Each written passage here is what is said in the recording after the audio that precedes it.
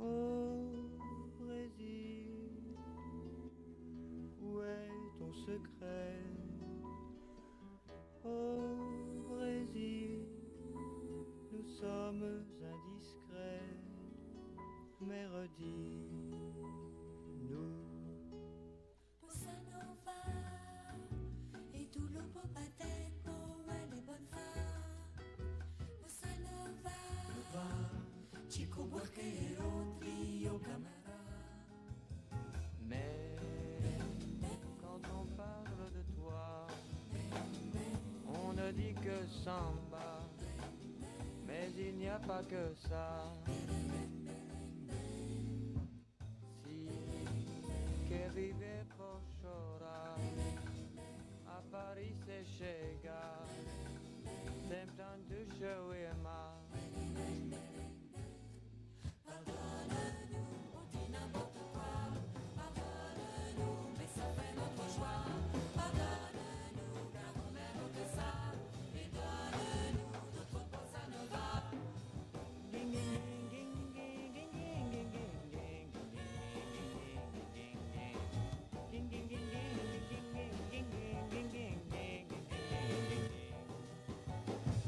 Pardonne-nous, on dit n'importe quoi. Pardonne-nous, mais ça fait notre joie. Pardonne-nous, car on aime que ça.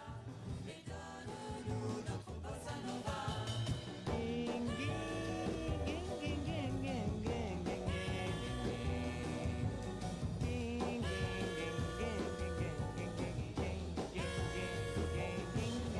Pardonne-nous, on dit n'importe quoi.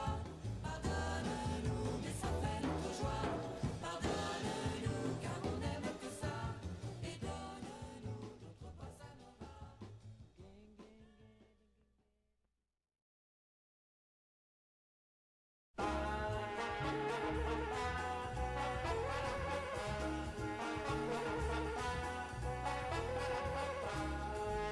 Tout était si bien, tout était si doux, et le temps coulait comme du miel. Le monde était plein de gens comme nous, et leurs yeux étaient remplis de ciel. Mais un jour, l'ombre a tout envahi, faisant de toi et moi des étrangers. Et l'ennui a rongé jour et nuit nos joies pour ne laisser que des regrets. Et tout sur la terre était simple et tendre. Notre vie n'avait plus de mystère. Il ne fallait rien pour pouvoir entendre la musique de l'air sur le chemin. Mais un jour, la musique s'est tue, nous laissant toi et moi dans le silence. Chaque mot était une pierre de plus au mur qui séparait nos existences. Les petits enfants nous reconnaissaient, leur sourire était autant de roses. Il fallait seulement un peu se baisser pour cueillir ces fleurs sur leurs joues roses. Mais un jour, tous les enfants...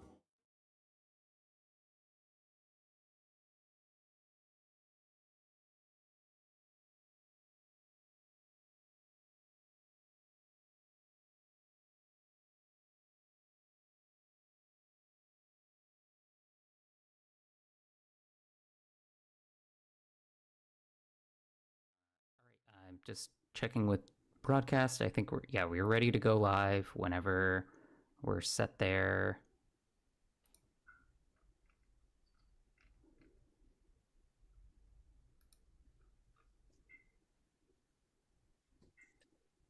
Okay, are we live? I'm waiting for confirmation.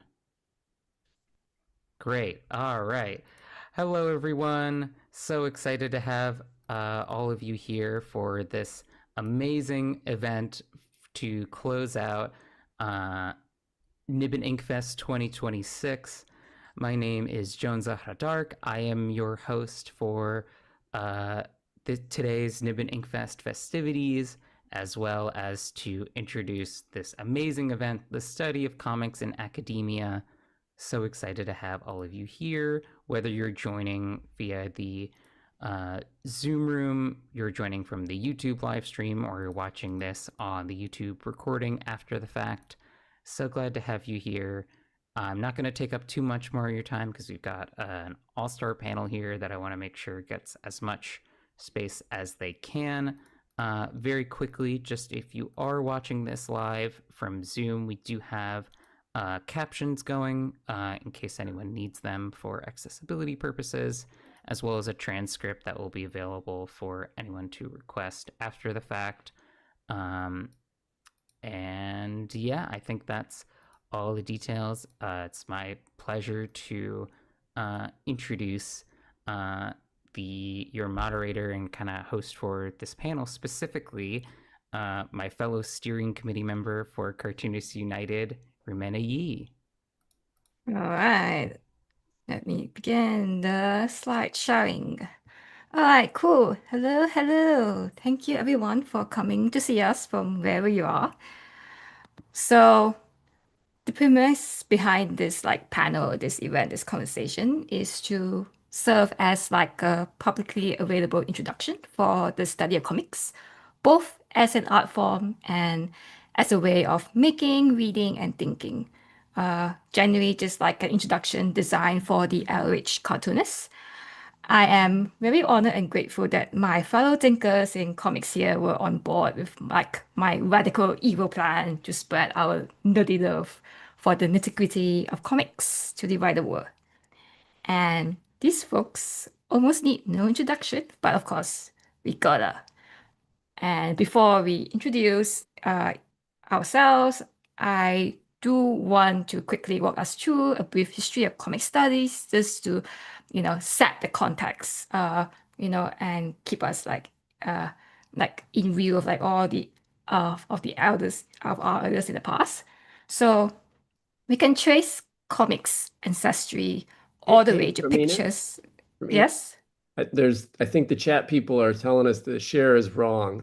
Is it? We're not seeing we're seeing your we're desktop seeing at your the moment. notes, and I was Oh, going you're to keep seeing quiet, my. but I see. Okay. sorry.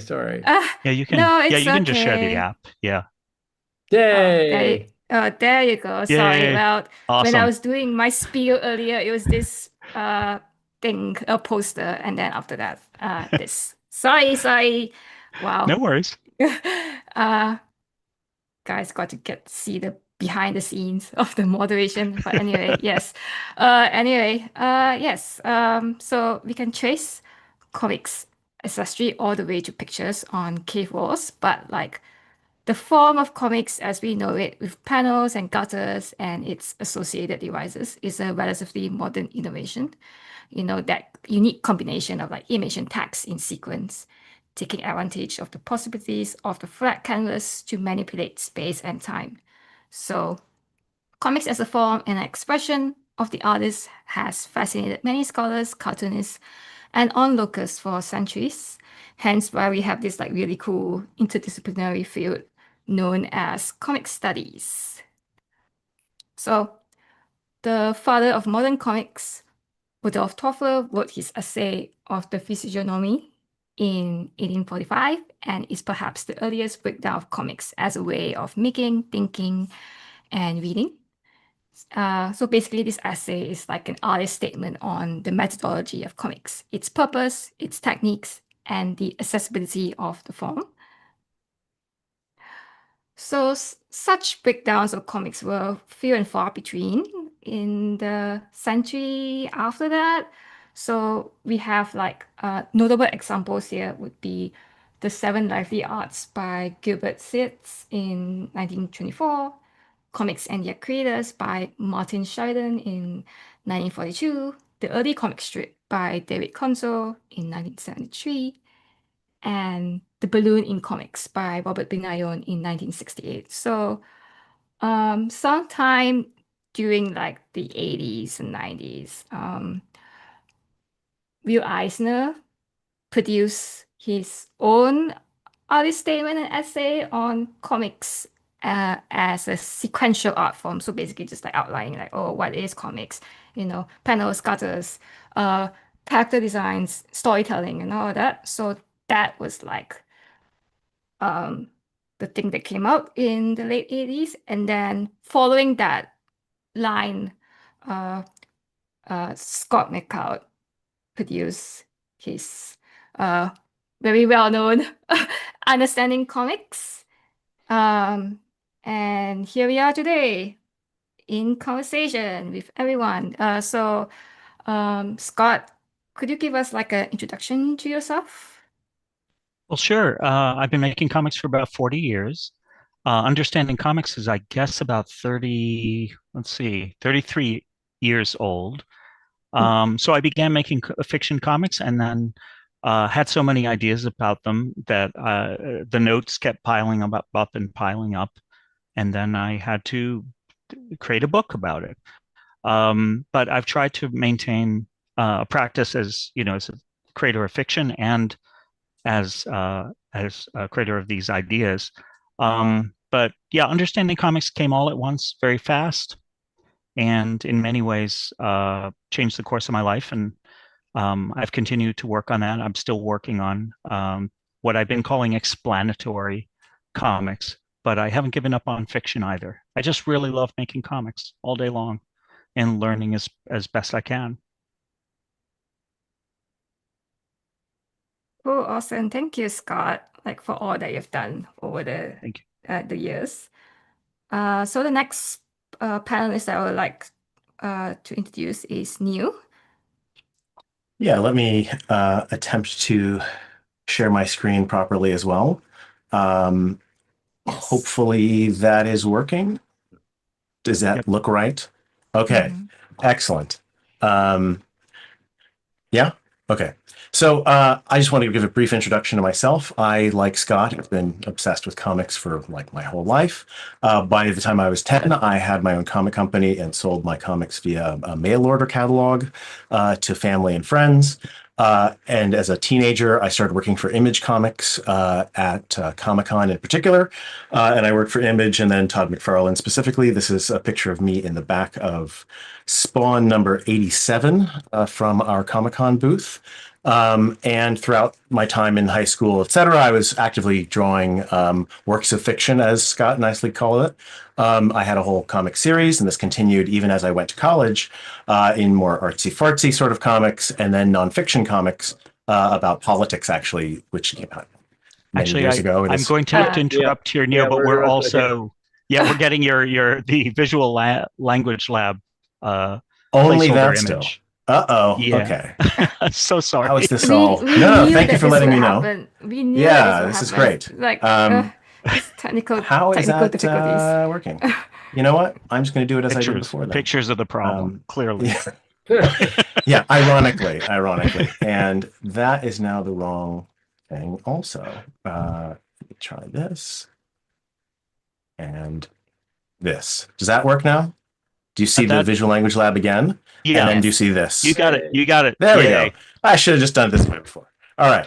All right. So this is my comic that I sold through mail order catalogs. This is me in the back of Spawn 87 in our booth from Comic-Con in 1999. You can do the math and figuring out how old I am.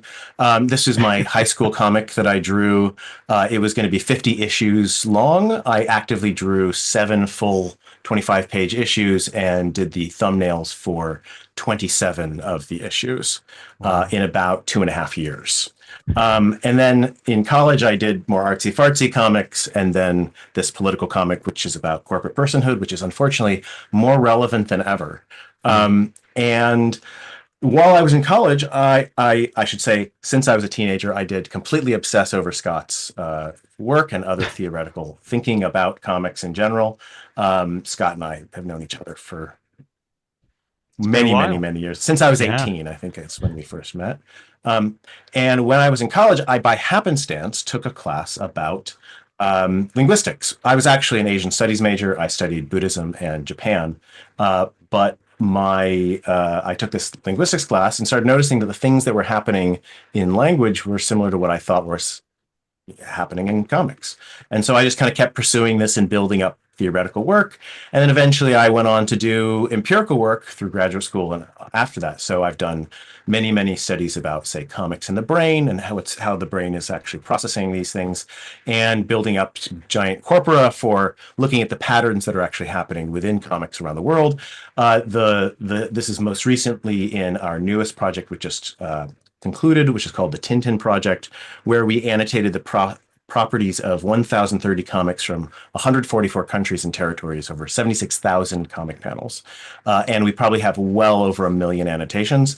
And all of this data will be made public if anybody wants to fiddle around with it. And we're working on an interface where people can just look at what the data has in it, just so you can go online and then see what comics are doing from around the world. I had also, though, never stopped drawing comics, and I did just do my own work where I summarize my research as a giant 300-page graphic novel. So this just came out a couple months ago. If you are interested in what I talk about, please check it out. Otherwise, I have a website, and I'll let Nick now introduce himself. So thank you very much. My menu looks weird.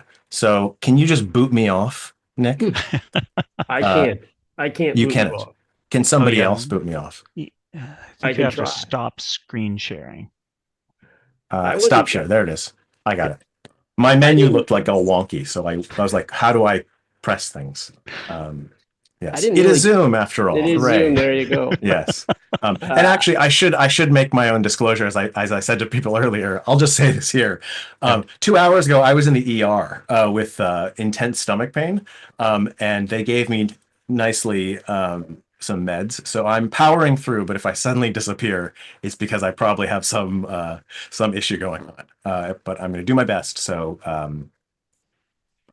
I'll go to it. So yeah. And we've asked Neil to update us on his health on Monday. We can pass that along to the audience. There you go. That's right. Yeah, we can add it to the notes in the live stream. So yeah, Neil lives. And, Neil lives. So quite a way to go, though. This is the last big event for me, I guess. Yeah, there you go. Take it away, Nick. Sure. I wasn't going to share slides here because I didn't really queue up things for it, but just to see if we can get it to work, I'll try. Can you see my thing? I can. Yes. We're seeing the outline view. But can you? Yeah, but I could do. I'm fine with outline. That's what I do with students. But you can see the thing big, right? Yeah, you're good. I'll just leave this up for a second, then I'm going to go. Anyway, I could have prepped that, but I didn't. I'm Nick Sousanis. I'm a comics maker. I think most known for doing my dissertation entirely in comics form. It came out as this book, Unflattening. It's had a pretty good life. Makes a strong argument for comics, for using the visual instead of purely text-based communication. So I'm going to stop my share because I didn't queue up backstories or things. But I will say, because Neil, you went into it, it was really cool. I now teach comics. I run a comic studies program at San Francisco State University, and I see a bunch of my students and alum in the participants. So I'm glad to see them come out. And I feel really fortunate to be able to do that as somebody who never took a comics class because no such thing existed. But I too was a comics person as a kid. Like my first word was Batman. I was totally into them. I made my own comic through junior high and high school, but I get to university and it's not a thing you can do, right? It's not a thing you can do. And double that, I wanted to do intellectual things. And intellectual things would not have included comics when I started college, which is slightly before Understanding Comics come out, though it comes out while I'm in college. So I dated myself there. My dad actually bought it for me and had an enormous impact. So I had I studied mathematics, which I think was really good for me, and I enjoyed it, but I couldn't study comics. I kept making them, but it really sat on the back burner for a long time. And it's not till 2004, I ran an arts magazine in Detroit, and I was asked to be in a political art show, and I didn't have much time, so I made a comic, which Scott my first one looks very, it's me in my t-shirt explaining things to them, and because they say don't meet your heroes or something, but if your hero is Scott McCloud, it's definitely worth it to meet your heroes. Um, but I made this comic just before the 2004 election, and I was very pleased with it. But I made one shortly after that, a follow-up to the election, which was kind of a difficult thing to do. But I said, Scott's done his thing and he does it really well. And I love what he does. And I want to go in other directions. So this sort of metaphorical direction that my work went kind of came as saying, I love what this man does. And I want to not just do that because he does it the best. So that really set me on a path. And then shortly after that, did a comic on games and art for an art show we put on, and then decided maybe I'd get a doctorate and why not do it in comics? Because I felt like I could reach people beyond. I love being in academia, but I don't love that academia tends to stay inside itself. And I felt like I could make comics that could reach outside of those borders and not by dumbing it down. If anybody's seen my comics, that you wouldn't describe them as dumbing it down. But by taking some of the language that can be a barrier to people. So anyway, I came to university. I kept making comics.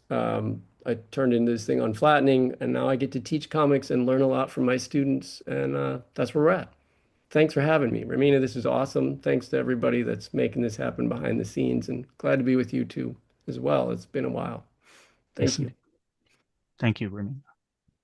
Awesome. Well, yeah. Well, I mean, I will also like add into like the Scott McCloud hype. I mean, like when I when I first like began to understand comics as like oh, it's an art form that I can study. It has all these like interesting things to learn from it. Like obviously understanding comics is the first kind of textbook that you go to figure that out. So like that put me on the path to like being interested in like the form of comics as a thing to study as like a way to help improve my craft.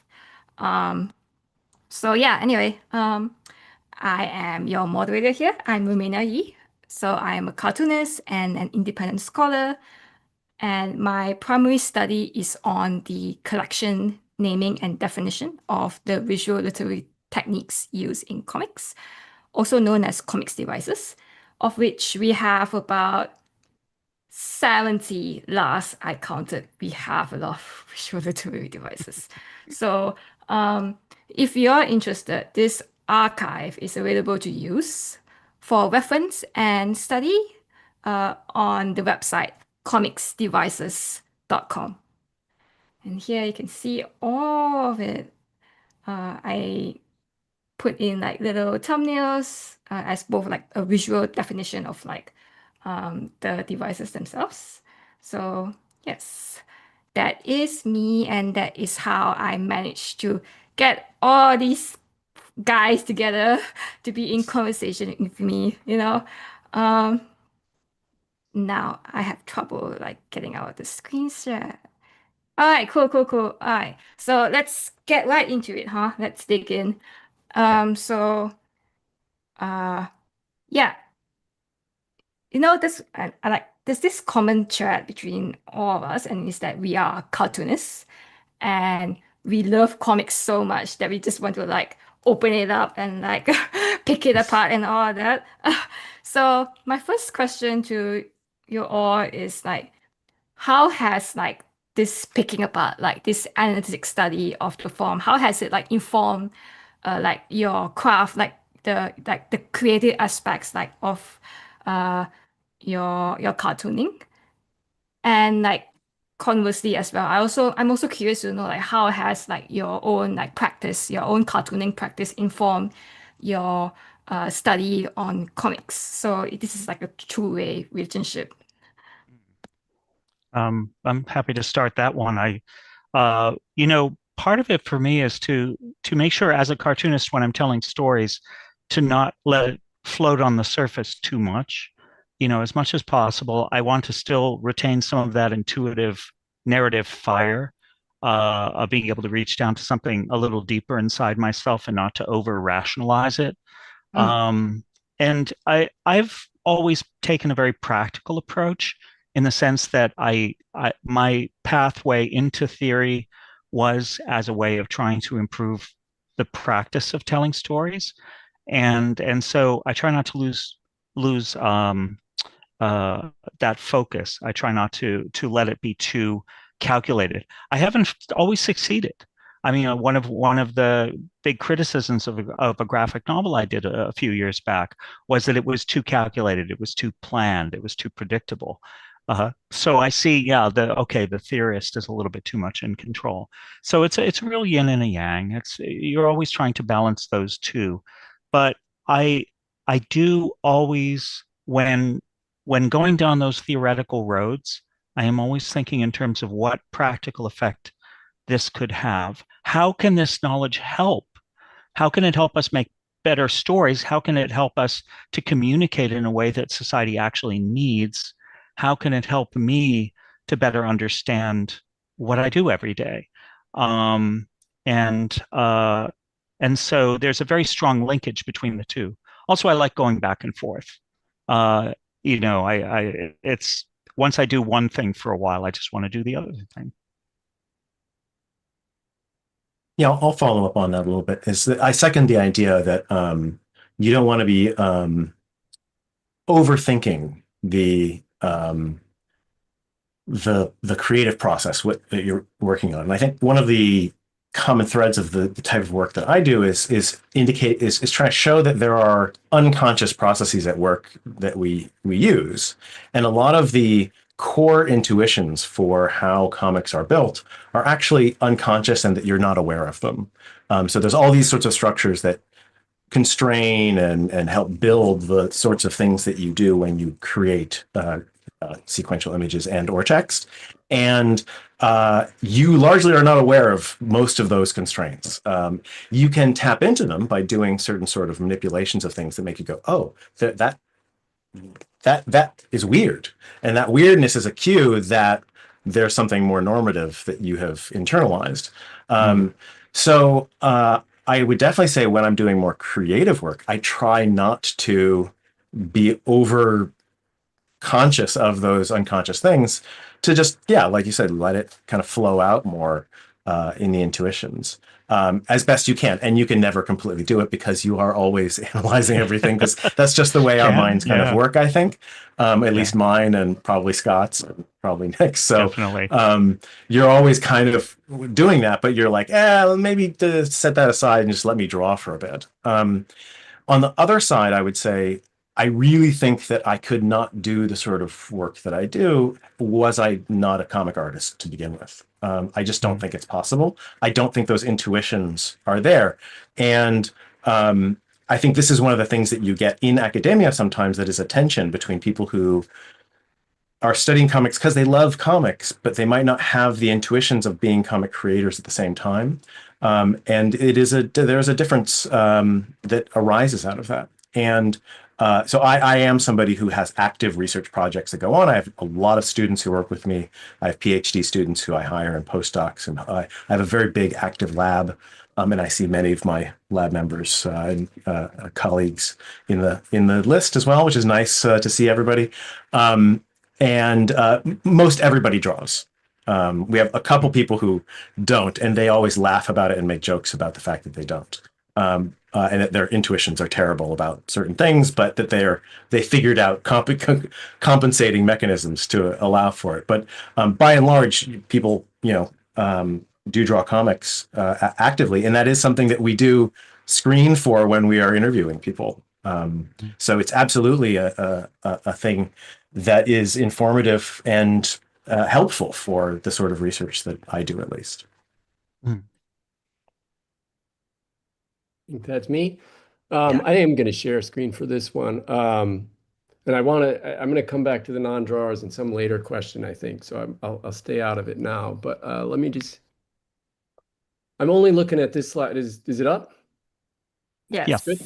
I'm only looking at it because I think comics are wonderfully weird. We're not going to look at that slide, though.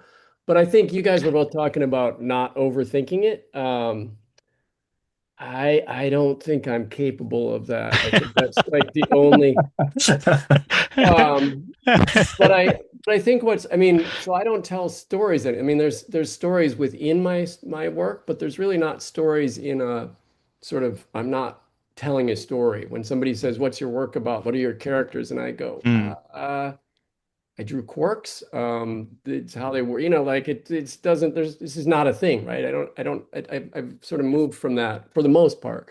mm, But I really try. The partner I have in my comics is my sketches. So I have conversations with sketches which teach me where to go, and I really to Neil's last, maybe not the last point, but that you wouldn't have the same intuitions if you weren't working in comics. I feel like I set out to make comics to make ideas accessible, right? That was my goal. But what really happened along the way is that I learned that the way I think and the way I could ask questions in comics was different than I could do. So I don't write a bunch, like I have no script. I have no like set thing ahead. I make, scribbly notes, which I'm going to show in a second. And I let them take me where they're going to go. And I'm always trying to think about not only, again, because I have no characters, I have no me to sort of fall, that's not part of what I do. It's like, what am I talking about? What kind of metaphors are going to get me through it? And how do I want the reader to feel? How do I want them to feel on the reading experience? So mm, I have two things queued up here. This was a comic on entropy for the Boston Globe a bunch of years ago now. And it comes from a physics talk my dad would give about the things that run against the things that go against the downward flow of entropy. So I was trying to think about it, and I was trying to think about, okay, this page moves linearly, but I want it to move back against that flow. I want the reading itself. So it's left to right, left to right, left to right, and then it goes down, and then it says, let's read right to left, and let's move bottom to top, and before it kicks you back out, and you do. And so I make really overly complicated drawings, which I know. But what's really the larger part of it, the part that's hidden, is in this case, the 50 notebook pages that went into figuring out what the hell I'm doing on this page. And I really liked, I mean, it's very slow and frustrating, but it's also, I'm like, where did that come from? And it came from this play. I would say a lot more about constraints and things in a longer conversation, but it's this play of image and research and the constraints of the page and the constraints of reading. So sure, we add pictures to words. That's one way you can, include in comics, but it really changes what reading means. The fact that I can say, let's read right to left. Word books don't do that to you, right? So I want to say that, and then just one more quick one. This again speaks to what Neil brought up at the end about intuition. This was a page about the transformative power of stories. So I'm dealing with the Scheherazade and the Arabian Nights stories, and in the middle of the page, so I was going to have a bunch of zooms. So I zoom in from one thing, like literally or metaphorical zooms, and in the middle, I was going to say, by stories, I don't just mean the fantastic or the fabulous, but I also mean things like science. And in that, if I was like illustrating, I might have put a picture of Einstein and called it good. But because I had set up all these rules for myself about metaphor and about how each image linked to it, and that it had to connect to science, I had to think of something that that came from science that was maybe done at the time that the Arabian Night stories were written down and where they were written. mm, So I searched for weeks until I stumbled on the work of this man by the name of Al-Tusi, working in the Arab Empire, who had done these astronomical calculations that Copernicus later used for his revolutionary work. And I already had a page about Copernicus. And so I find it, and then I'm playing and I'm playing and I'm trying to make this page. And what comes out, this is the final page, is this lower corner, the 3 panels. It's like weeks of research. And the only reason I did this research is because the drawing said you have to find a way, right? The drawing said you have to keep going until you can figure this out. And that's, I say that it's true of me that I think drawings, working in comics changes how I think, but I see it in my students who some come as really brilliant drawers and some don't. But they all, I think, end up thinking differently because they work in comics and what comics mm. allows them to get at their thinking. So I will find the stop share button and cede my time. Thank you. Man, that was amazing. Yeah. So three of you brought up something that I want to like expand a little bit. So like you all were talking about like that balancing struggle between like making comics, but also like, you know, not overthinking it too much because of like, you know, your own interest in like breaking down the form and all that, you know, trying not to like that influence like your own like creative flow. So I'm just curious, like, you know, what are your thoughts on like, you know, like would you recommend like cartoonists like, you know, to learn more about like the theories and the nitty-gritty of like comics? Because the reason why I'm bringing this up is because comics, they feel very intuitive to learn and do, but like articulating like this doing this knowledge into like theory, into like fancy words, like personally that intellectualization like it thrills me personally, but like but I've also heard from like my peers, you know, my friends who are also cartoonists, that they are like they feel very intimidated, they are frightened when encountering like comics in this way, you know.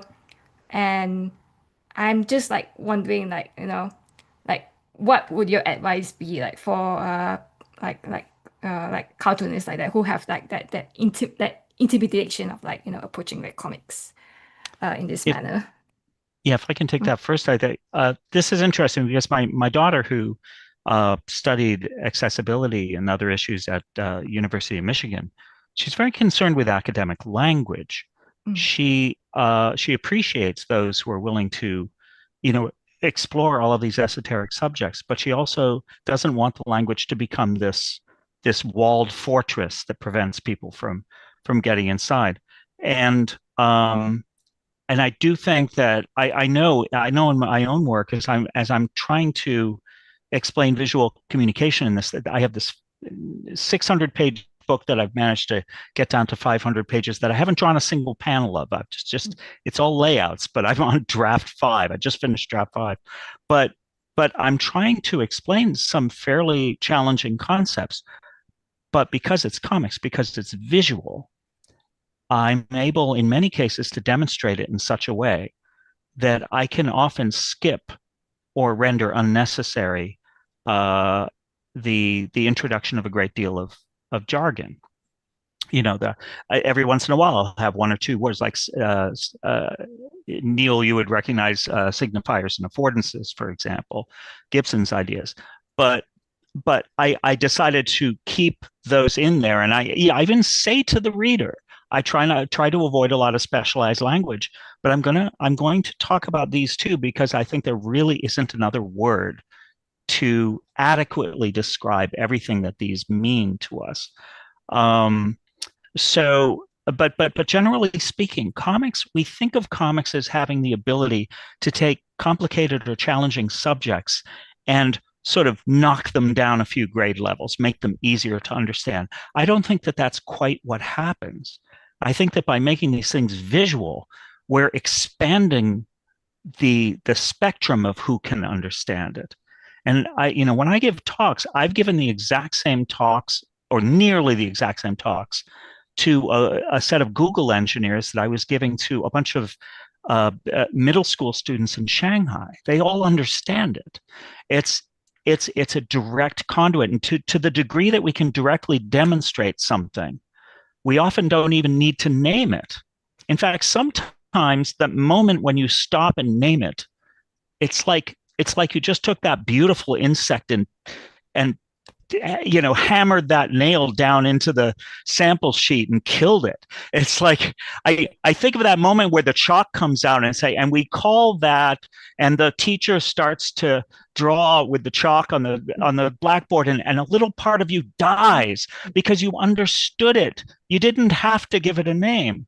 So I'm sorry, I don't mean to rant, but so I don't believe that when we make these things visual, that we have to in any way reduce our ambition to communicate tremendously complex or challenging subjects.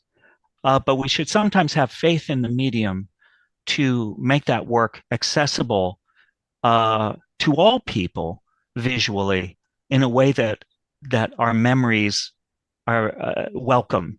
Our memories in many ways trade on static images. Those who do like competitive memory sports, they train themselves to substitute static images for the things they want to remember.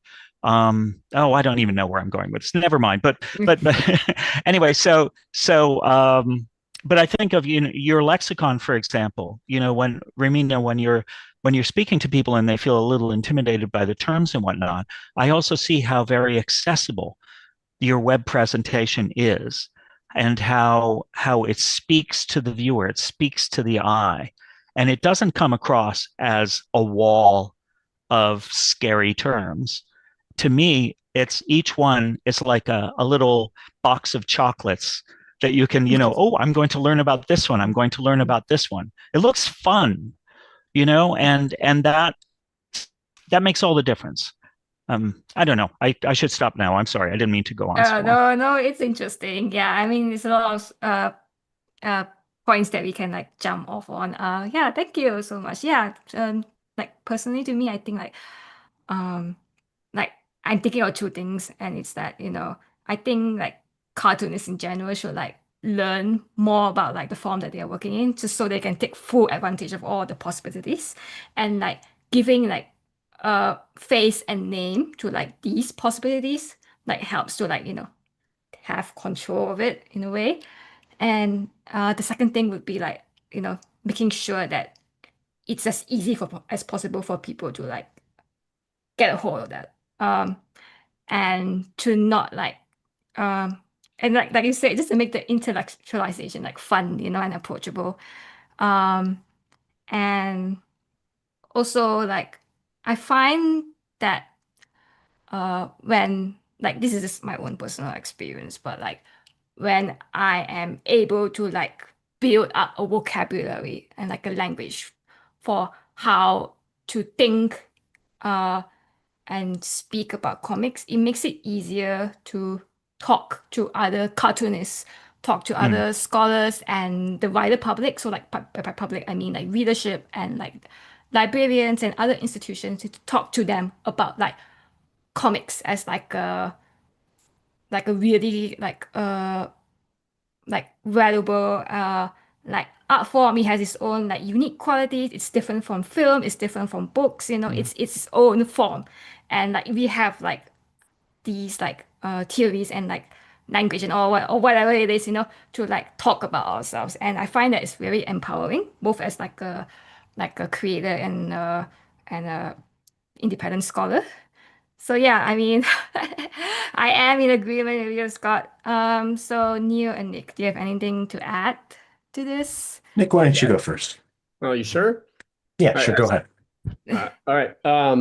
Well, I think this is your actual question and where Scott went are, I think, two slightly different things. So I want to jump into what Scott said the first first. time. No, I loved it. I mean, I just was, jumping out of my seat with doesn't make things easier, right? Like you expand it. And when I know when I first came up with this word unflattening was, I've since made it about interdisciplinarity and about coming from multiple, it's about a lot of things. But my initial thing when I first drafted it, my first year of doctoral school, was that somehow on a sheet of paper, I could make more information possible than you could with just text, right? Like somehow I could layer so many things with the juxtapositions of images, the juxtaposition of text and image, text and text, and sound of, all the stuff you could do in a comic, which makes reading a comic so difficult out loud, right? Like it's really hard, right?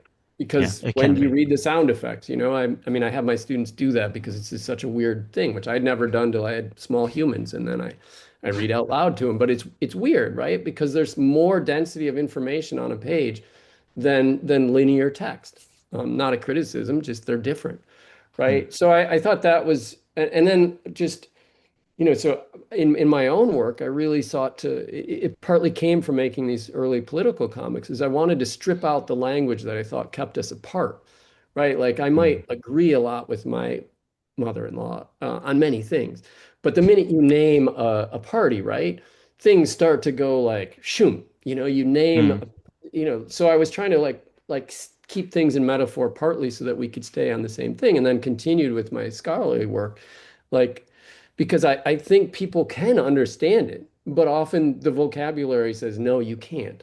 But if I can put all of that in images, and so I think what you said about naming it can, that can shut people out. And if you can keep them in, I mean, in my own work, people, one of the conversations people have about my book in classes is, what is it about, right?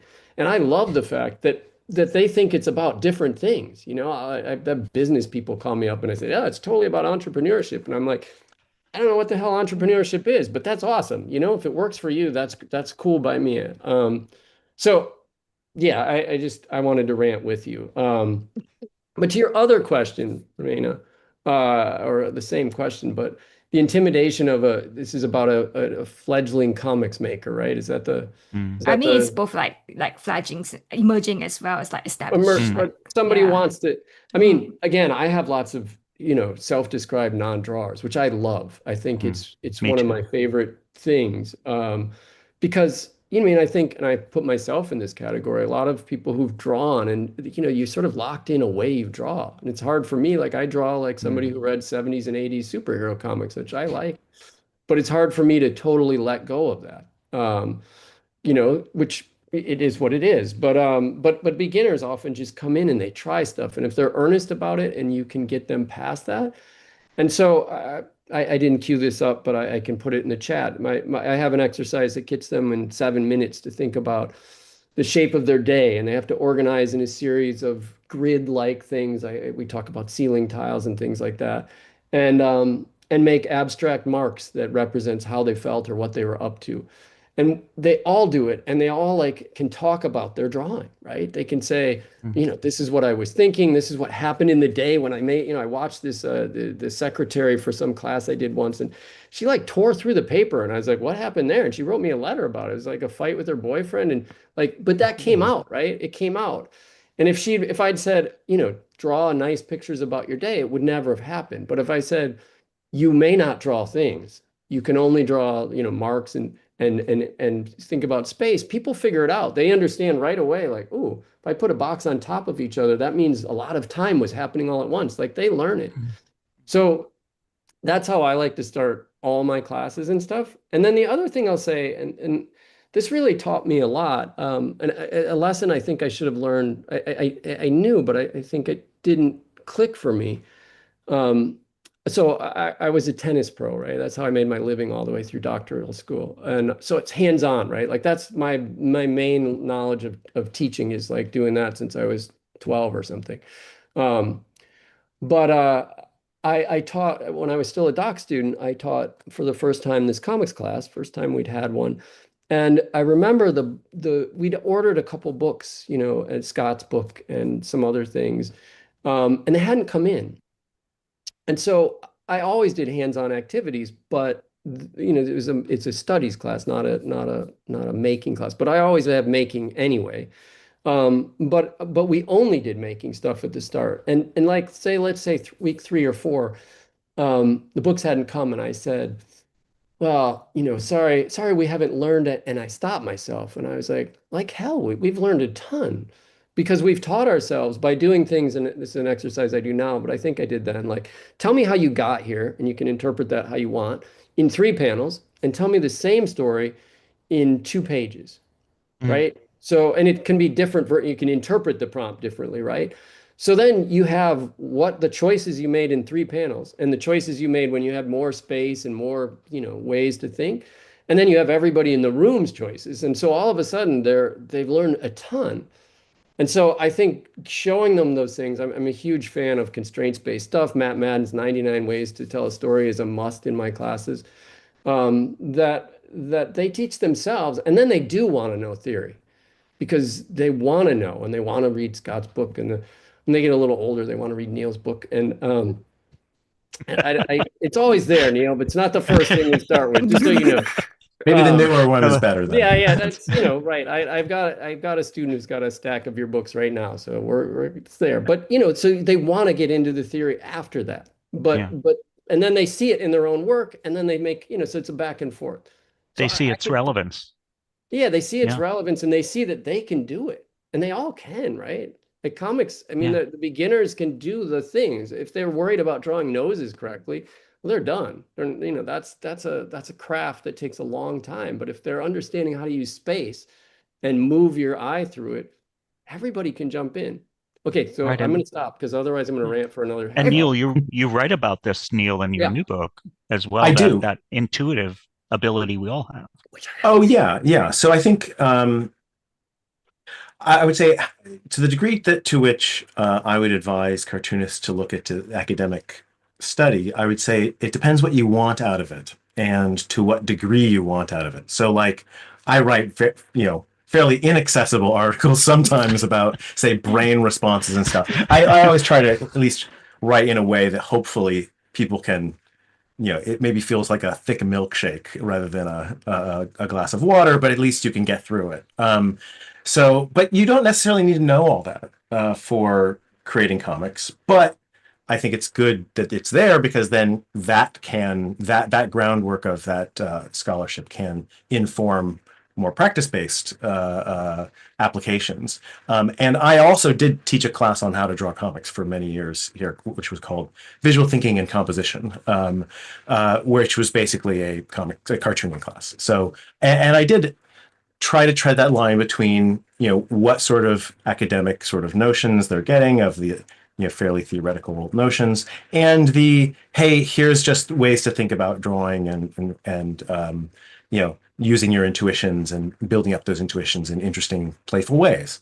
The other thing I want to say is I'd like to offer a alternate view on some of the ways in which things were described, which is that both Scott and Nick talked about how visuals give this kind of additive value for on top of and or making things easier or not compared to text. And one of the things that we've been really pushing in work that I've done in a fairly inaccessible, complicated book in particular is that we argue essentially that the standard view of communicative ways that people communicate is that, like, speech and language is at the top and then visuals are below it, and visuals elaborate on what speech and text allow for, right? And they give added value. And what we argue is actually, which is also inherent in my books often, is that the capacity to create images is built into the same cognitive system as the capacity to create words and sentences. It's all the same, it's one brain, and it's not divided for here's where language is and here's where drawing is and here's where, say, music is or something like that. They're all interconnected because the brain isn't parceling these things out in this way. The brain's using very abstract building blocks that are applied across lots of different behaviors. And if you think about it this way, there's nothing in the way the brain manages this information that is ranking our channels. So there's no ranking of language and then visuals in the brain in any sort of way. It's actually co-parts of one system. So what I would actually say is that it's not that comics and have text plus visuals and the visuals are giving you something added. That's the innate way that we are built to communicate. And I think a different way to think about it is actually those pure textbooks are impoverished ways of conveying information. Yeah.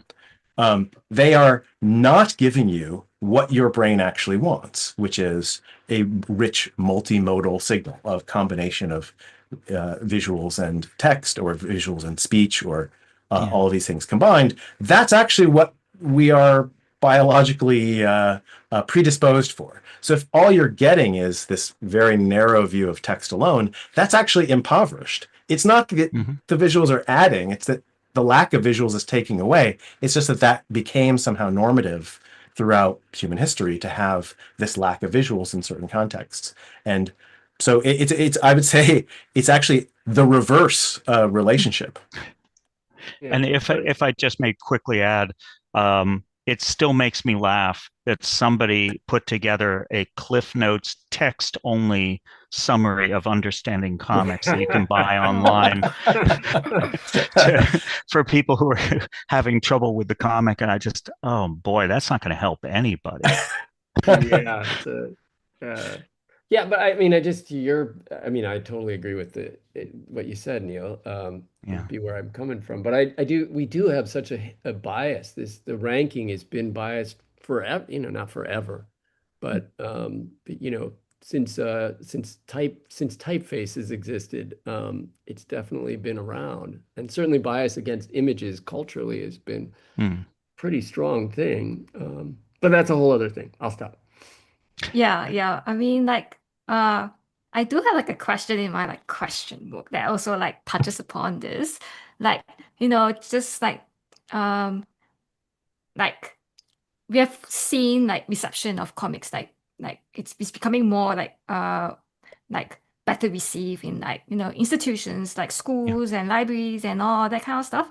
And but at the same time, it's still like operating on like that normative framework that Neil mentioned about like, oh, visuals like the visuals are additive, the visuals are like, like in a rank below like text, and and usually like the way that these institutions would like promote comics reading, like especially to their young readership, is in saying that comics help like reluctant readers to read, to appreciate storytelling. And it's like, and it's like I do see like the good intentions behind that argument, but at the same time it's also like separating comics from like prose, like from the rest of literature, because like we don't apply that same argument to something like, prose versus poetry. We don't apply that same argument. And like I guess like my question, like sort of my question about this is more like, like what do you think about that? And it's like, how do we continue? How do we like address that that misunderstanding, I guess, of like comics? Yeah. Well, if I may, I think we're making a lot of progress in that regard. It varies by community. It varies in various cultures. Are at different stages of this. But what we found is, I mean, the best news really is the fact that attitude that, well, at least they're reading something, and comics will help them to graduate to prose and all. That can be kind of a base camp from which they eventually climb that mountain of recognizing that this is a legitimate art form. But I think at this point, here in the States, if we think institutionally, what are we talking about? We're talking about teachers, librarians, museum curators. I think generally speaking, the news is very good on that front, and an increasing share of those communities are ready to recognize comics as a form in and of themselves. In many senses, teachers are still grappling with the notion that movies, that motion pictures is an art form as well, worthy of respect. Think about it. I mean, if somebody said, well, I saw the movie, I didn't read the book, we all know what most teachers would think of that. And yet gradually, at this point, I think very few people in here in the States, for example, would say that the film is not an art form, or doesn't at least have the capacity to be an art form. Comics, the same thing. And, I just was on tour last year with Raina Telgemeier, and the goodwill towards comics in schools, libraries, museums. I mean, at the Library of Congress, we were a couple of weeks ago. It's palpable. And many of them are readers themselves. And there's generational turnover. It really matters when you have generations. Some of the people coming up to Raina at those events, they were Raina's readers, and now they've grown up. It's been 20 years, and they've had kids of their own. That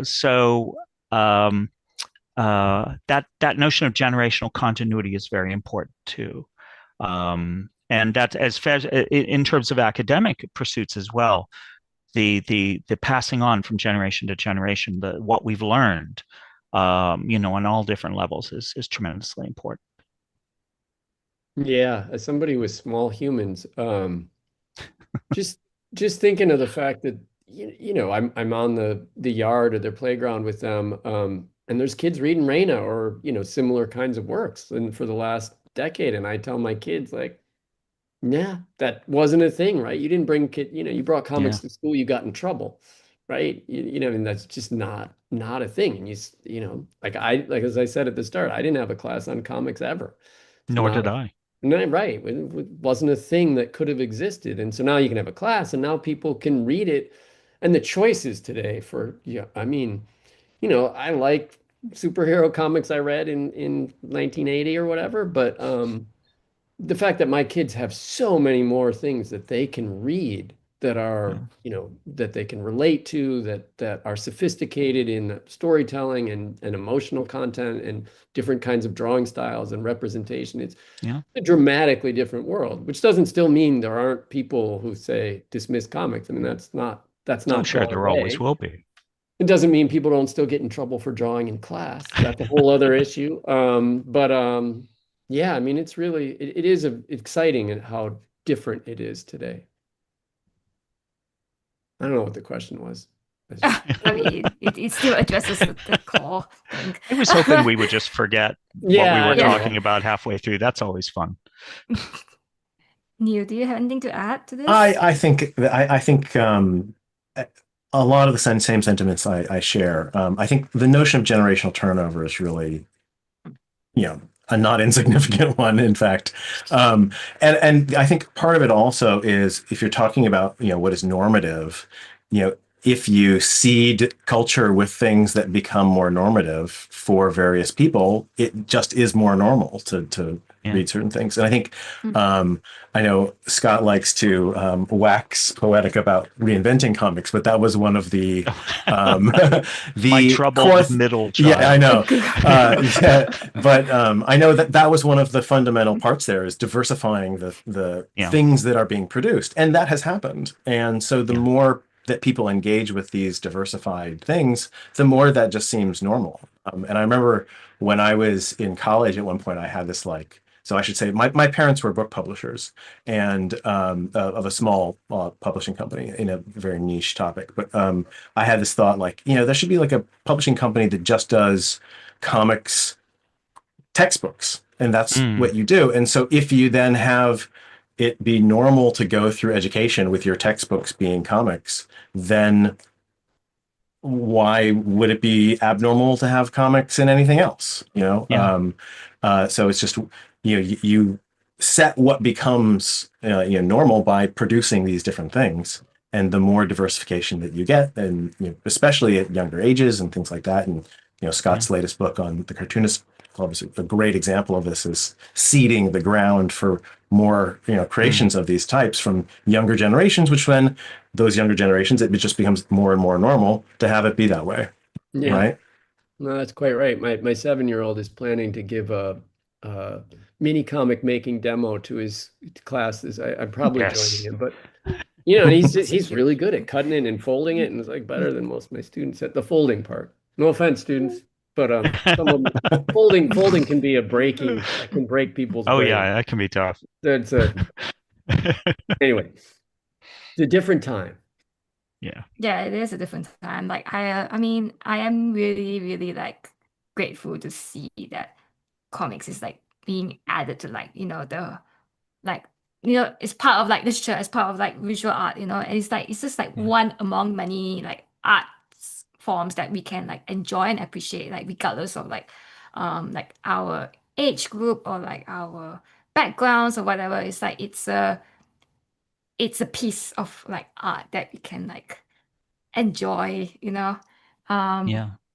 so yeah, anyway, so I am aware that we have like half an hour left with our panel, and I am just wondering if this would be a very good time to open it up to questions from the audience. That'd be awesome.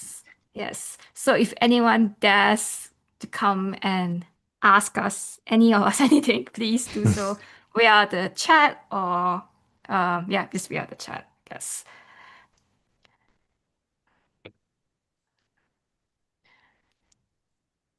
I'm wondering if we should also open it up for like like voice as well, as I- long as they raise their hand. Can I, I- while you're finding a question, can I answer one that you asked? Yeah. I guess. Can I? I Can I? guess. Yes. Yeah. Yeah. I don't know if that's a good thing or Yes, not. yes, yes, Oh, I don't yes, know what yes. that meant. I'm just gonna I do it know. because I Okay, teach. let's do I was gonna it. come back to this, and so in case I don't, I'm just doing it. Okay. So I run a comics program. I draw my syllabi. We study and play, and I think those two things need to be together. And this ties back to Neil's thing earlier. That's why I wanted to say it. I think these are two of my students who I think are on the call. But I think this is a comic they made about our program. We learned that how you think is more important than how you draw, and I think that comes right back to the question you asked us a minute ago about intimidation. Is like it's understanding it's about how you think and not about these things, the particular skills. Everybody draws differently, and when they find the way that works for them. And I want to close this little bit with this. This is a student I had a while ago, non-drawer, couldn't draw noses, didn't even bother drawing noses. This is a comic about his. We did a bunch of graphic medicine. It's about his grandmother who had Alzheimer's, and he couldn't remember her. And there's these. It's all in a grid, right? And there's these three panels I'm just going to talk about, and I'll be done. So I didn't know my grandma. I was told about her. No drawing. The person no longer existed, and then she was nobody. So getting them to understand what you can do with the form, that's everything, I think. And I think once they get that, they can make all kinds of comics, however they draw or don't. So Yeah. I'm throwing in a question until the actual questions show up. Yeah. And, Yeah, I mean, we do. Oh, Yeah. look, I got Oh, Scott. whoa, hold on. yeah. Okay, Scott, do you have? I knew it. Yeah, would. actually, just in response to that, Nick, it's really good to think of it as making visual decisions, right? And anyone can come into it with that framework. And I remember I did a couple of weeks a class for MIT years ago, and one of the participants was the teacher, Henry Jenkins, terrific guy, an old friend. But he would be the first to tell you his drawing skills were not prodigious. But I always loved and appreciated that Henry just jumped into the deep end of the pool and made those decisions and understood that this is what I was asking of our students, was to just decide what it was you were going to lay down. And that comic you were just showing, that wonderful comic, those decisions were made intelligently, wisely, effectively, yeah, as a form of communication. They were communicating. Yeah. And I think to keep ranting here, but when I do this first activity, the grids and gestures, that they, in 7 minutes, I give them very ambiguous instructions on purpose, right? Like, because I don't want them to do what they think I want them to do. But I'm like, oh, so why did you choose to put this panel on top, and why did you leave it open? And they've made, visually, they've had to discern and make decisions in like that. But you take it for, we're so good at visuals, we take it often for granted. Like, why did you make scratchy lines? Why did you make curved lines? You're making, thousands of decisions in a matter of minutes. Yes. And if once you realize that's what you're doing, it opens it wide to you, rather than saying, well, I'm no good at drawing noses, because I'm no good at drawing noses. I got to look at a lot of pictures. Well, that notion that you make. Oh, sorry. Go ahead, Neil. No, I was just going to say that's part of what I meant by the unconscious intuitions to some degree, is that all of them are decisions. Now, I would argue that all of those decisions are guided by a variety of rules that are actually encoded in the brain. It's just that you're not aware of them. And as you gain proficiency in those decisions that you're making, the easier it is to make them more and more and more in an active, quick way. But it is, just like every word that I am speaking, it has a choice behind those words. Yeah. I don't know the rules. I don't have to know all the rules constructing that sentence previously, but I am to some degree making a choice, and it's the same sort of process. And so I think it's getting people to tap into those intuitions that's useful. And to return to the earlier question as well, to what degree do people need to, actually study the academics? If the academics help you learn those properties and principles, then it's useful, I think, for the purpose of comic creation. If it's not, then maybe you should just be, reading a bunch of comics and trying to acquire those intuitions in a different way than going through it in a more analytical way. Well, just another example of what we're talking about. When I teach my workshops, very early on, I introduced the notion that there are these 5 choices, and I write about it in Making Comics, that book from 2006. And there's choice of moment, choice of frame, choice of image, but I don't tell them that. I just say, we all make these choices. You're going to show me. And I just give them 5 or 6 minutes to draw a simple story. I just, write out a quick description. And they just do this very, very quick story. And then we look at how they made all those choices intuitively. They didn't need me to tell them that they were going to choose moments, that they were going to choose frames, but they made those decisions because that's just what you do. If you're going to try to turn that sentence into a series of pictures, you're going to make every single one of those decisions. Okay, yeah. Well, as you're all like ranting and yapping, And I don't think questions we've have answered come. a single question from the Yeah. sidebar here. Yeah. started it, Well, sorry. yes.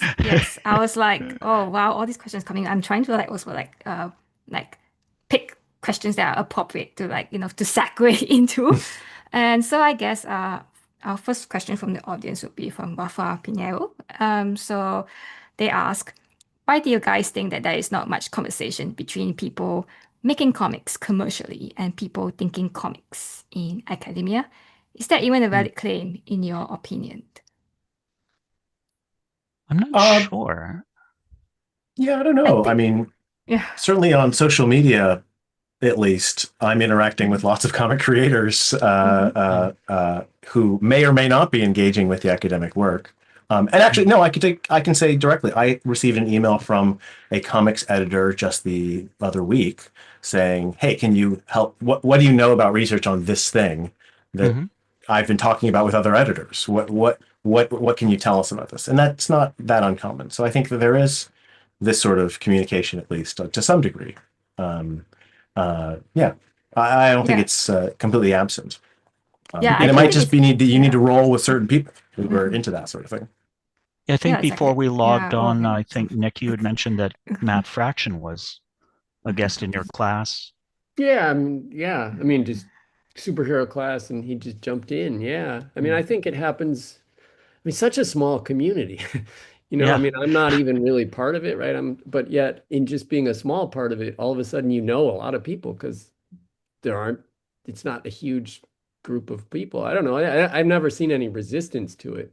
I guess I don't totally follow the question. People are busy. I think that's what it is. Comics professionals got to draw a lot of pages all the time, and academics got to do whatever it is we do. Try to draw. Try to get time to draw. Yeah. Like I think like for me, like this is just like my own like personal thinking and just like observations. I think it's less so much that there's like an absence of a gap, and it's just more that, like working cartoonists, like we tend to learn our craft like intuitively. So it's like you can learn about comics theory, but there's no need to, because like we already have all that knowledge. That knowledge is gained through like doing, embodied doing, Yeah. Yeah, and if there's anyone out there who's like studying comics, and trying to like break it down or whatever, like it's often in the context of like, university, and like in using like a lot of like language that may or may not be like accessible, whether like because that language is because it's using a different vocabulary, or it's just because like by nature of like universities and such, it's just like geographically or like systematically not accessible to like the public. So it's just like there's that, if there is a gap, it's just because it's of that. And like part of the reason why I started like the comics devices library is just because I wanted to like break down that barrier a little bit, that obfuscation of like the ivory tower with like the actual like practice of like making comics, because there are terms that scholars have used to describe a comics device that cartoonists may not have a name for yet, and vice versa. So that's that thing, and I'm just trying to like bridge that gap and make sure that we all have like a like centralized space to like have to share that knowledge. But that's just like my observation anyway. But yeah. Your device's library, it cuts across different, subcultures, right? So it's available worldwide, or at least, but do you translate it into multiple languages? Not yet, still in English, but there has been interest in like translating it into other languages. Yeah, you might find there are volunteers for that. Yeah. But it allows for because each little like group of creators, like they'll have their own terms. When I was starting out, my friend Kurt Busick and I in middle school, we would have to invent ways to describe what we were learning. We were both trying to make comics. We would call the motion lines, we'd call them swoosh lines. So we had to invent, just like people inventing their own sign language in small communities, like you were writing about, Neil, in the most recent book. And yeah, it's helpful though to have a central, some kind of common language across all these different communities. Yeah, and there is a question from the audience that also like, touches upon this. So this is from Somt Martin. So they ask, like, as someone doing a master's right now in comics, so much of academia seems to divide comic studies by what department it goes under an umbrella with. So, for example, English, communications, art, and this is all like separated by slashes, and then teach the subject of comics through that lens. So, how do we begin to create programs which incorporate the interdisciplinary, nuanced nature of comics so that we are able to incorporate all these methodologies as they pertain to comics instead of like, teaching them as they pertain to a specific methodology? I think so. If I might jump in for part of that to begin with, I think part of the reason there are these different views is because there's different intents behind those different views. As I would argue, the graphics component of comics are visual language. And like any language, you study language in lots of different ways. So there's linguistics departments, there's rhetoric departments, there's literature departments, there's a variety of different departments that all look at language, but do so in many different methodologies because of the intents behind them. And I think the same is true of the visual languages that are used in comics. There's a diverse ways of looking at them, and they're all valid depending on what the intents are behind them. So it is useful to, also think, how do we incorporate this all into one big umbrella tent?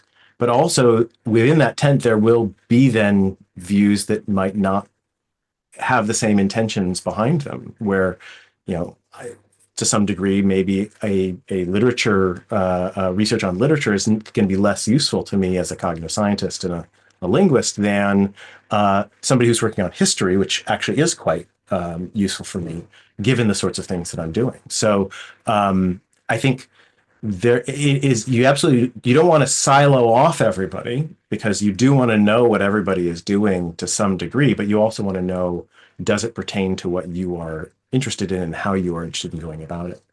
Yeah. I will say that cartoonists are generalists by nature. That is, by just the act of making comics.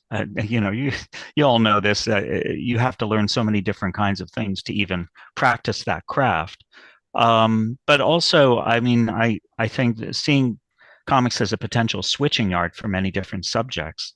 I almost laugh when I'm reading Unflattening, for instance, Nick, and it's just like, now what branch of philosophy haven't we had a caption referring to? And then here it comes. It's just like, how can we connect? All roads have to lead to Rome eventually. But you're absolutely right, Neil, that there are points at which some branches are just going to be less useful for a given study. But I think that there's a gravity that pulls us towards, it just makes us omnivores. We just want to eat up the whole world of knowledge when we're making comics, because it's how we got here in the first place. It's just being curious about the world is is maybe the one true prerequisite of being in this business. I think that should be everybody's motto, period. But being curious about the world. But I was pretty resistant. So I have a doctorate in education, right? I'm a mathematician with an interdisciplinary doctorate in education, whatever any of those words mean. And I was, when I was applying for jobs, not that I really had a choice, but I was quite resistant to going to an art school, not because I don't like it. I have a master's in fine art as well. But I love the fact that I have biology students and I have math students and I have philosophy students and creative writing students and film students. I like them to all be hanging out together. And I like that even at a university that has all the potential for somebody who doesn't know that they want to make comics and to discover they do. And not just, the people who've been drawing all the time. I think it's something, Neil said it pretty well a while ago. Like, this is human, right? Humans are people who make marks, and they learned to communicate the world through their body movement, through the mark making, through their voices. And when we say, this is the only box you fit in, and you only fit, like I realize I'm a bit of an extreme example of it, but I think that's what we are, and we forget that. So for me, I really didn't want to be in, an art school. Again, not because I don't like art school, because I do. And then currently, so I got hired. I think the job description was for visual rhetoric. I'm not really sure. I don't remember. But it's We hard should to mention hide. you're at San Francisco State. Oh yeah, I'm at San Francisco State, and I got hired into what was then the School of Liberal Studies and Humanities. You may not know what any of those words mean. I may not know either. But liberal studies is interdisciplinary studies, which fit me. Yeah. And humanities is, the study of things humans do. I don't know. They divorced. I've been in liberal studies. My school is shrinking. Liberal studies and humanities are both going away. I spent all spring deciding where is a good home for comics. And we almost went to English, which lovely people. It would have been great. At the last minute, cinema made a really good pitch, and I was resistant because cinema is like, cinema, right? They're like this thing. But at the same time, I didn't want to be like the little cousin to cinema. But at the same time, I thought, and video game studies was going to them too, and they already have animation, that we would be going together. People would say, oh, we do a lot of visual communications. Well, we have that too, but we have a lot of visual storytelling people under one umbrella. And so to me, it felt like this is a good way. It doesn't really matter to me. And I told them that in cognitive. I was like, hey, you could drop me in biology and I'd be fine. But it did matter to like how students find us. Yeah. And I think it's most comic studies departments come out of English. Historically, I don't know if that's, or they're making programs and they're in illustration or something like that. But yeah, I mean, what you said, Scott, like we're these things, and where do they fit? I should be. I love this thing. Susan Squire, was a leader of the graphic medicine program, was at Penn State, the one in Happy Valley. She said, I think every grad student should have a class in making comics. As a way, as a core literacy to communicating, right? As a core, and I thought that's always stayed with me. Like, everybody should have it. It shouldn't be for the talented versus the not, right? It should be, this is human. So put it in the human department. Yeah. Okay, that was a rant. Comics. I'll stop. Yeah, That was a good one. I mean, yes, it's a good one. I mean, Comics belong in the human department. That's yeah, wow. Fantastic soundbite. I mean, yeah, we were as we were planning for this panel, we were expecting it to go to all sorts of ways anyways. It's a chaotic, playful mess. Yeah, well, we have about 6 to 5 minutes left, and I'm not sure if I want to end it with this question, because it's a question about comics relevance in the age of AI. I'm very certain that all of you will start ranting and yapping. It's definitely more than 5 minutes. So do you want to challenge yourselves and try to fit all of your talking within 5 minutes of this. I On do. AI. I do. Yeah, okay. Well, okay. So like the question in specific, and I have to find it again. Oh my goodness. It's from James Lee, I believe. And like, I've oh got no, I cannot slides find it. just for this one. I cannot find it anymore. But there is also another question that also like about that. So, this is from Tom K, and Hey, Tom. they ask, with the ascendance of the internet and now AI, we are potentially entering a new post-literate world. Literacy rates are falling. Literacy is becoming more stochastic and distracted. How do comics fit into this new post-literate world, and can they play a role? 5 minutes. Go. Oh, go. Four So- now, I was answering actually. the AI question. I'll let you guys. Yeah. I'm just going to Literacy. answer what So- I answered. But I don't know if literacy rates are dropping, and I'm I not think sure it that's depends. true either. Yeah, Yeah. I think it depends also where in the world you're talking about, because some Yeah. places have very, very high literacy rates and increasing. Yeah.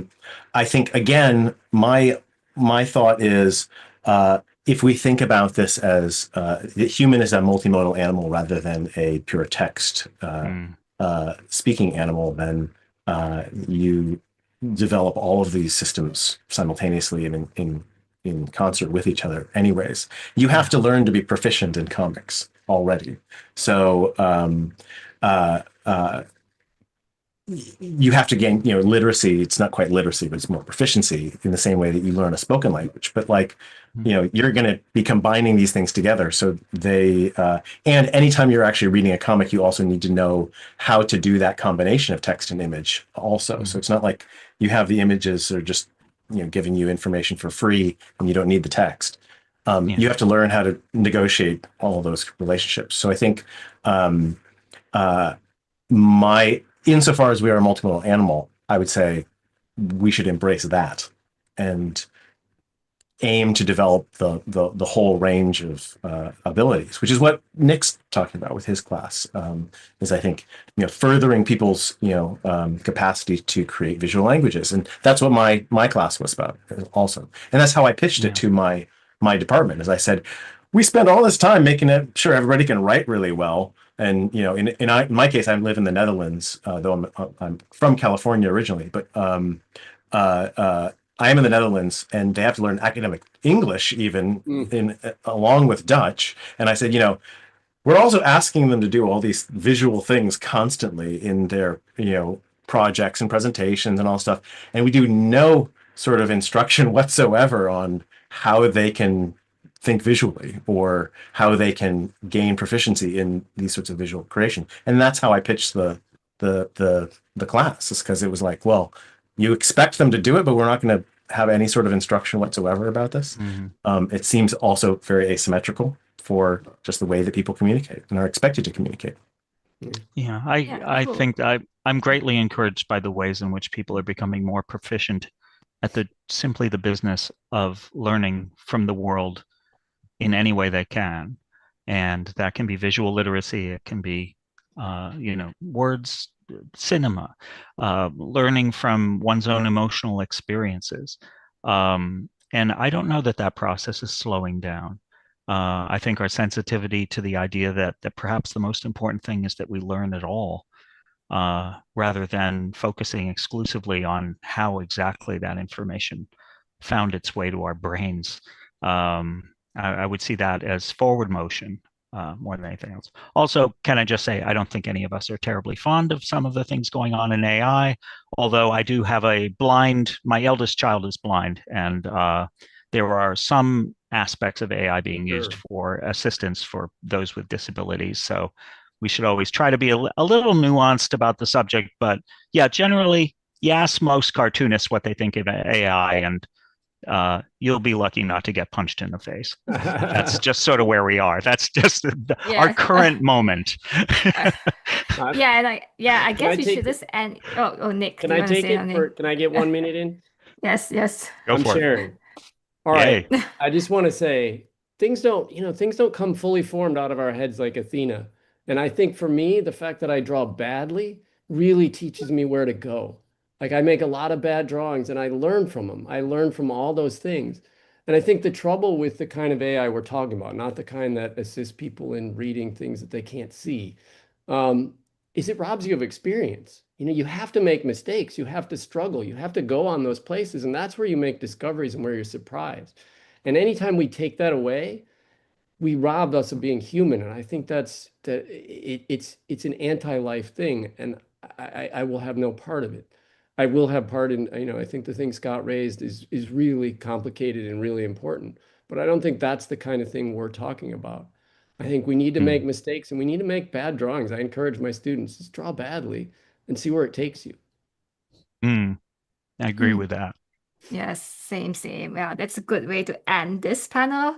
So again, thank you to Thank you. Scott and Nick and Neil for coming along to this, having our collective And rant, I guess. thank you, Reimena, for making this happen. Yeah, really, thank you for organizing this and for everybody who came and had such an active community in the chat. And I could see all the connections that people were making, and it was very nice to see that. So good vibes all around.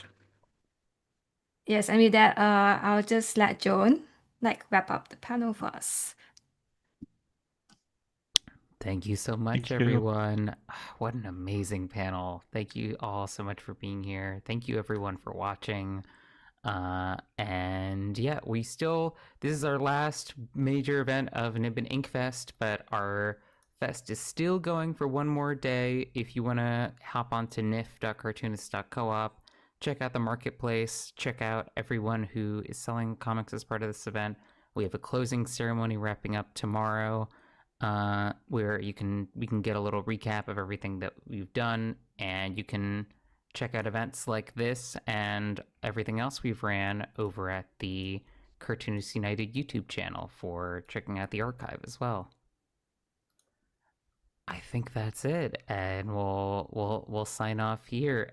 Make sure you check out just as well tonight. We also have the Mini Comic Awards starting in less than 30 minutes as well over on the Cartoonists United Zoom.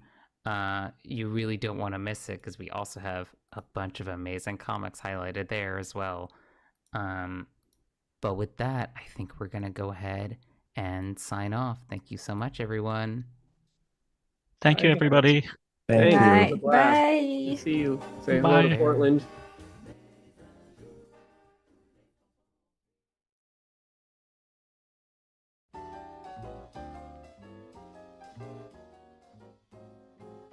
On n'avait jamais vu ça. Toury, on n'en revient pas. On court pour admirer là. Grosse poste à Casanova. Les playboys ne dorment plus depuis qu'un matin en sautant de leur lit, les voisins leur ont dit brusquement l'incroyable événement. Les filles ne dorment plus la nuit, elles se retournent dans leur lit, tout en inspectant furtivement les épaules de leur amant. Casanova. Le dragueur, le tombeur, l'homme parfait, subitement s'est retrouvé avec un dos bossu et contrefait. On ne chante plus dans les maisons, on ne danse plus dans les salons, et chacun se pose des questions sur la vaste sensation. On n'avait jamais vu ça, Toury, on n'en revient pas, on court pour admirer là. Grosse bosse à Casanova.